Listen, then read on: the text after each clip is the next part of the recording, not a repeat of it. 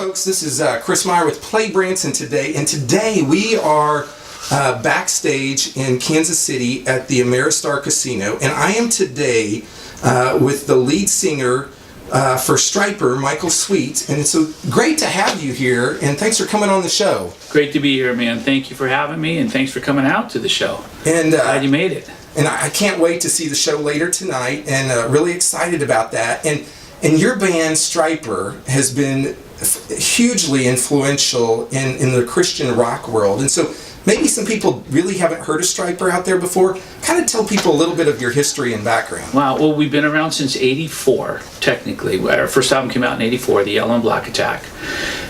So we've been around for a while. That's 34 years. And we're still going and touring and releasing music. We just released a brand new album not that long ago.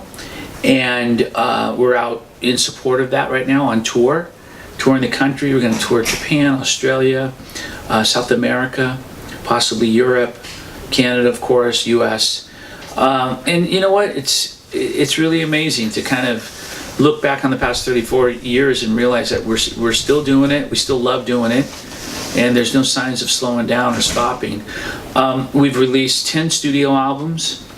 Yellow and Black Attack, Soldiers Under Command, To Hell with the Devil, In God We Trust, Against the Law, No More Hell to Pay, Fallen, and we just released our latest album. So it's pretty amazing that I'm sitting here talking to you guys and we're still doing it as loud as ever before. So if you come to a show, bring earplugs. It's not blistering loud, but it's pretty loud. And we just proclaim the message of Christ, God's love, His mercy and grace through metal music. That's pretty much it. And so you're one of the first bands, and really few bands, that have lasted this long, that are what we would say in the Christian hard rock realm. And in fact, your To Hell with the Devil went platinum, sold over 2 million copies. It did actually. Right now, that was as of '92. Oh, that was a long time ago then. Yeah. So as of right now, there's nothing certified, but we've kind of done the rough math on it. It's probably in the 5+ million range. Wow. It's pretty amazing. That is. It's amazing. So your newest album is called Goddamn Evil. It's called Goddamn Evil, and it's a tongue twister. It's a mind twister too. But that's the whole point. It's basically a request from the band to God, asking God, praying to God to damn evil, to condemn evil, which is all that damn means, really. Yeah. Some people have gotten up in arms over that, and they have an issue with saying those words together. But it's all how you mean it, and it's all how you say it, and it's all here and here. So we've explained what we mean, and obviously the lyrics speak for themselves. Yeah. If you read the lyrics, you'll completely get it. And we're always about making a statement and making people talk and debate and discuss things, to kind of open minds. And so that title certainly has done that, because you've gotten some press about it. It has done that. And I mean, we try hard to make people think about phrases, titles, ways to say things that might make people say, wait a minute, you can't say that. But then when they think about what we mean and how it's supposed to be conveyed or taken in, like To Hell with the Devil, for example. A lot of people thought that means to go to hell with the devil. Obviously, we didn't mean that. What we meant by that statement is to hell with the devil. May the devil go where he needs to go and is going to go. So that was really all that meant. Same thing with Goddamn Evil. It's just a prayer request, man. But it makes people go, whoa, what are they saying? Now, you've done several solo projects and projects of collaboration with other artists as well. Yes. Do you think you'll continue to do that as well? Absolutely. Oh yeah, I love doing that stuff. I'm the kind of guy that writes a lot of music and records a lot of music, and it's a very consistent, year in and year out kind of thing. I don't like to take time off, at least not now. I'm going to be 55 years old, and I've sped up in my older age.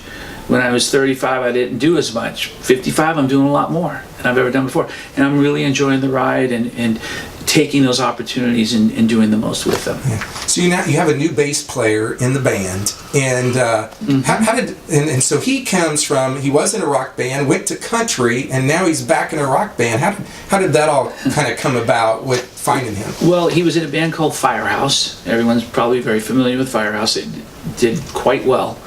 And are still out touring. And then he got out of that and got into country, toured with Trace Atkins and Craig Morgan. Now he's in Stryper. And it was one of those things where Perry wanted to get out of country and get back into his roots, which is rock.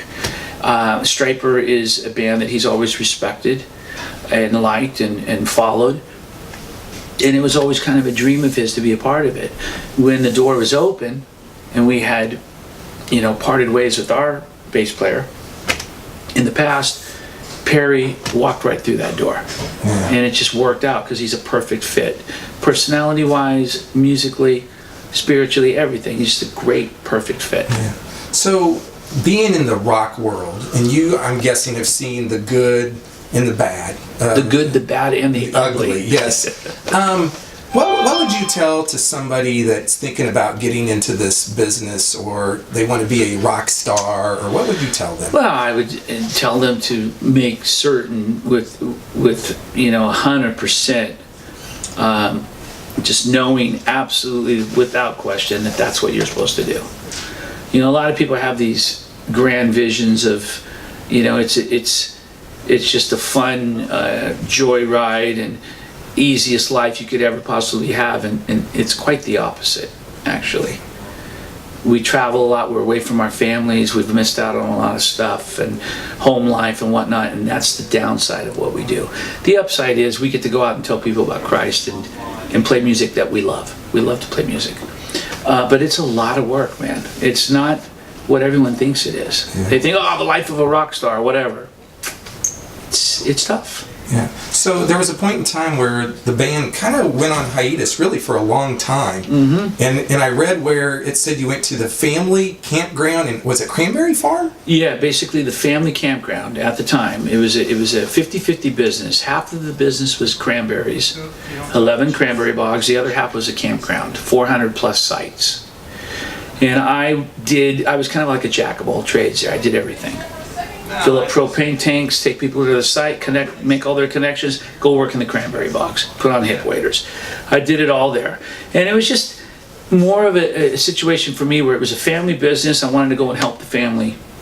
And I wanted some time away from music. I wanted to kind of take a little bit of a breather and clear my head. I do that from time to time. I did it in 92.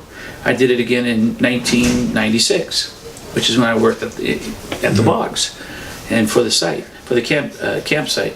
So I've been back in music since '03, pretty much nonstop.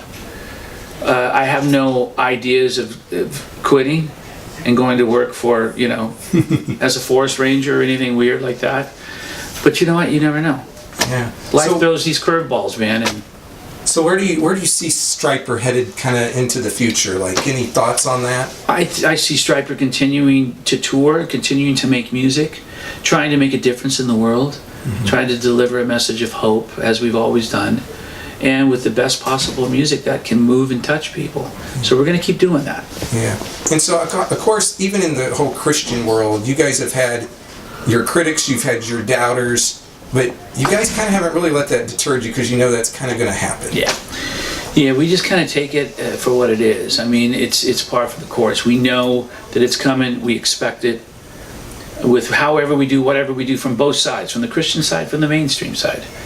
We kind of get beat up from both sides, but we stay on course, and we try to stay focused and eyes straight ahead, not looking over here, looking over there. Just we know what we're here to do.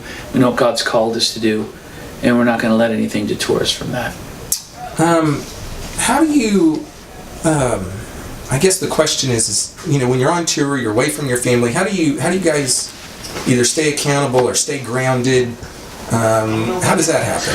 Well, I mean, it's so much of it is just fellowship with one another, with our crew, with our band, praying together. Reading the Word together. When we can, we go to church. A lot of times we can't go. we're playing on Sundays, you know, and setting up and doing that. But we do our best to try to find that time to make it happen and devote time to God. And even if it's just personal, in our hotel rooms or whatever, or on the bus, the back of the bus, or in our dressing rooms, we try to do so. And that's pretty much it right there. I mean, we have our shortcomings and our downfalls, our weaknesses, our times when we're questioning things, our times when we're burnt out and tired. But you know what? We always get through it. It's pretty amazing. Yeah. So when you're listening to other bands, what are some of your favorite other bands that you listen to? Oh man, you know, believe it or not, it's going to sound really weird. I don't listen to music very often. I really don't. I mean, on rare occasion, I'll pop in something and listen to it. But for the most part, I don't. I don't watch a lot of TV. You know, I walk and talk and clear my head and stuff like that. But I don't do it. I don't listen to a lot of music, man. When I do listen to music, my wife and I will put on jazz, you know, or something completely unrelated to hard rock or metal.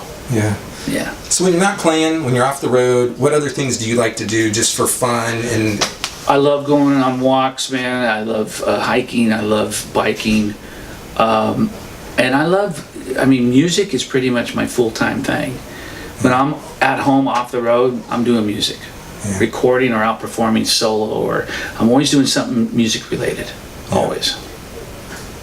Well, this has been a great interview. Any past or any parting, we don't edit, I screwed up camera, sorry. Any parting no editing. No editing. Any parting comments that you would want to give to people out there? That, we're blessed and thrilled to still be here, man. Truly, from the bottom of our hearts. And the fact that people can still come out to our shows, all you people watching, if you've seen Stryper, God bless you. If you haven't, come see us. And then we'll say God bless you then and there. But you know what? Don't miss out. We're still going. We love what we do, and it shows on stage, on our albums, in our music. And it's such an awesome honor to be able to, you know, have a positive effect on people and to, you know, inspire people. It's incredible. Yeah. Folks, this has been another special edition of Play Branson here with Michael Sweet, lead singer and songwriter of Stryper. And